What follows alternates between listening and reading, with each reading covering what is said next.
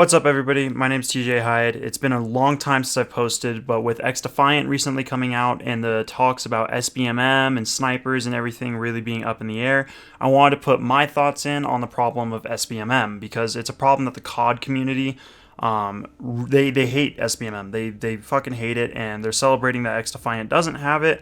Whereas I'd rather make my point for pro SBMM, and I have my reasons for that I'm going to run through with you guys really quick. But for the most part, it comes down to how we've learned to play games throughout the years. Basically, how we used to play old games like Black Ops 2, Modern Warfare 2, and stuff like that has greatly changed since Modern Warfare 2 and Modern Warfare 3 from 2019, 2020, or from 2022 and 2023.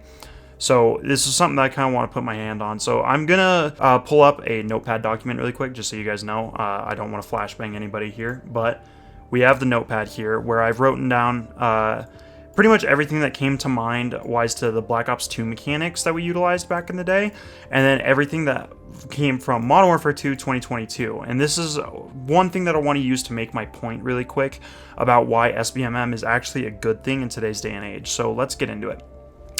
Basically, back in 2012, when Black Ops 2 came out, 2012, 2013, we had a set of mechanics that every COD game to this date has had, but we've also had a lot of cultural changes as well. So let's go through some of the mechanics that Black Ops 2 had, or in-game stuff, such as they had 39 weapons in total, had about 14 tactical and lethal, and 23 attachments in all. So it wasn't a whole lot to digest. It was really easy to jump in, understand what things did, and just do it, right? We also had sprint for movement mechanics. We had dolphin dives for movement mechanics. I should throw bunny hopping in here as well, because that was obviously something that was pretty big in the day. Things like quick scoping as well. You have your standard vault mechanic. And then another thing that I want to point out is, on average, according to a study done by GameSpot back in 2013, the average hours spent per week for a gamer was about 6.3 hours. So back when Black Ops 2 existed, people were spending on average about 6.3 hours on games. Now, that doesn't really include my generation, because we were all in elementary and middle school, and maybe even high school, and we all had a lot more time on our hands. So we were probably playing closer to like 4 hours a day, 4 to 8 hours a day, depending on who you were, right?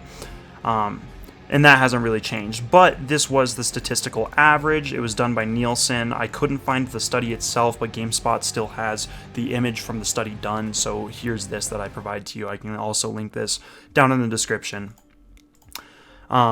And this, back in 2012, was also pre-streamers, major content, there was phase and stuff like that, but it wasn't major, it wasn't like millions of views major. And this was right at the start of the rise of the pro scene. So taking a lot of this stuff into account, right?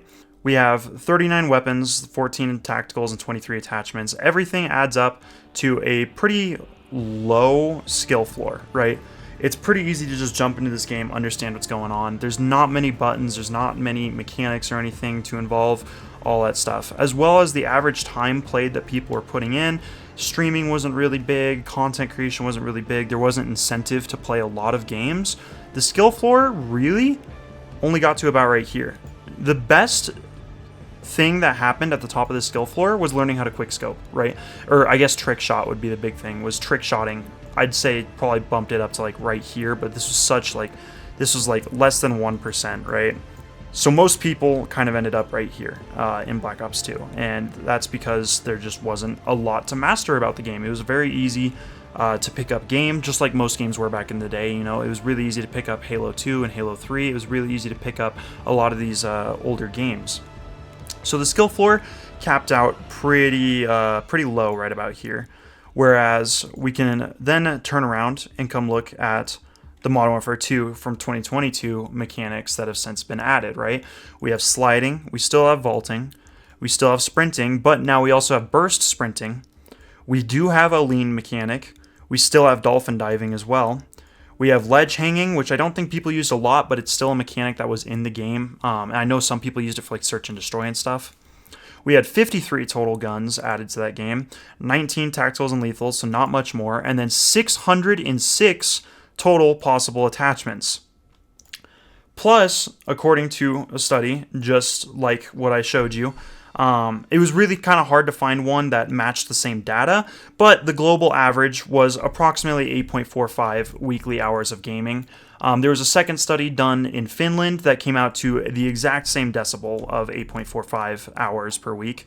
However, knowing my generation and knowing who's probably watching this, you're probably with me where we probably play 2 or more hours a day, adding up to closer to like 20, 30 hours of game time a week. I know that's probably around where my average is at right now, which is a lot of hours played, but that hasn't really changed for us. That just means that as we've grown up and become the primary player base, that is probably closer to about the average Call of Duty player. Plus, we had COVID hit, so this is now post-streaming, post-content creation, and esports is in full force. We have the city-based and league-based CDL. Esports is in full force, so there's a lot more incentive to play the game and get good at the game as well. If you are curious about the 606 attachments, this is everything that I found and added up from Modern Warfare 2. Feel free to fact check me if you'd like. That was what I was able to come up with. I wasn't super sure if the 53 guns included guns added in battle passes later on or not. I'm assuming it was. That one was one that I got from a website. So essentially with all this stuff, especially 606 attachments, you now have, I'd say the skill floor is still pretty much the same. It's still very much you can pick up and shoot and enjoy the game. It's super simple to understand. However, now we have more guns and more attachments, leading the average skill floor to probably about right here, right?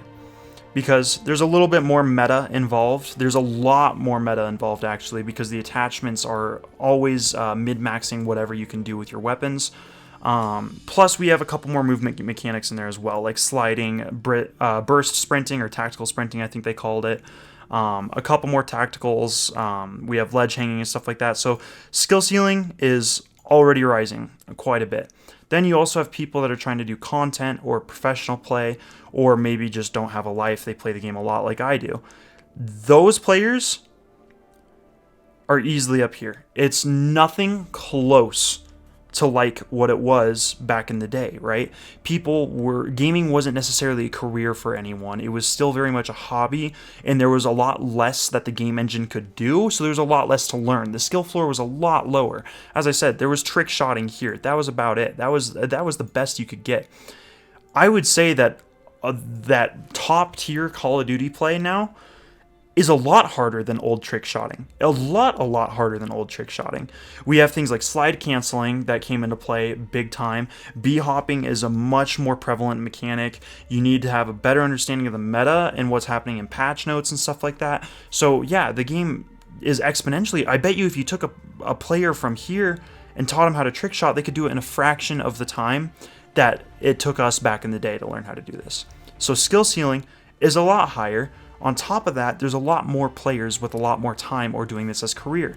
So this is still probably less than about, I'd say, 3%. But it's still more than the 1% that was there.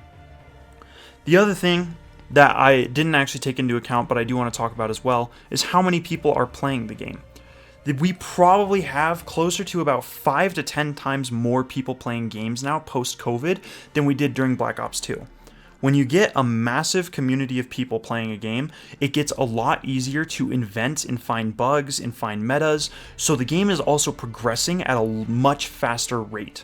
So people down here, or maybe down here, they're not going to be progressing as much. They're probably playing maybe an hour a day, maybe 30 minutes a day, maybe an hour every other day.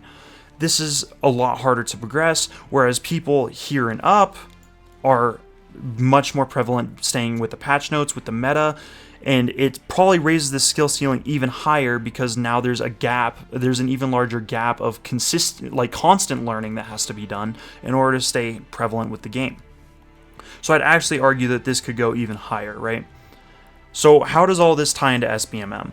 Basically, with XDefiant, I've noticed skill gaps in between people that are down here and people that are up here. And it's because the people that are up here are usually trying to go for streaming, content, pro play. Maybe they just have a lot of time on their hands or really love the game. Maybe they're naturally good, whatever. And then we have people down here. So what SBMM used to be was people down here able to play with people up here, right? That gap keeps getting wider, and it will keep getting wider as we progress with game engines and as content needs to be quicker in order to keep people playing the game, etc. So basically, the skill gap in between the worst player and the best player was a lot lower than it is now. And I think that's a problem. I think no SBMM worked great back when the player base was low and the mechanics were low and everything was understandable and easy to jump into. But that gap is just progressively becoming wider and wider, and it's becoming harder and harder for people in this region right here to get into the game and keep playing the game. It gets a lot harder to pick up the game. And then it only gets worse with every patch, with all the new content that gets added. You have to keep into mind maps as well. The only reason I didn't throw it in here is because Black Ops 2 and MW2 had the same amount of maps. I think Black Ops 2 actually had one more. But as we keep getting maps, the maps are going to be added in there. As we keep getting game modes are going to be added in there. And this gap keeps getting wider and wider and wider and wider. Essentially, all SBMM does now is it allows the top players over here to just shit on everybody else down here. And there's no possible way with a constant content flow for people down here to get better without dedicating portions of their life to it. So essentially, when COD players are trying to say no more SBMM, no more SBMM, it is only benefiting the top player base, the streamers, the pro players, the content creators, and it makes the game less casual friendly than if skill-based matchmaking was to exist. That's just the way it is. That's the way it always will be. And that's my whole thought process on SBMM and why I don't like it in XDefiant, why I'm looking forward to the ranked mode. And keep in mind, I'm not bad at XDefiant. I play games a lot. I play shooters a lot. I'm used to this stuff, you know. I've played high elo Siege. I've played high elo Overwatch. I'm well acquainted with FPS games. So this isn't just like a skill issue video. This is something that I've noticed where it feels almost shitty to land an 80 kill game in XDefiant and then see 3 people on the enemy team going negative with a single digit kill and double digit deaths.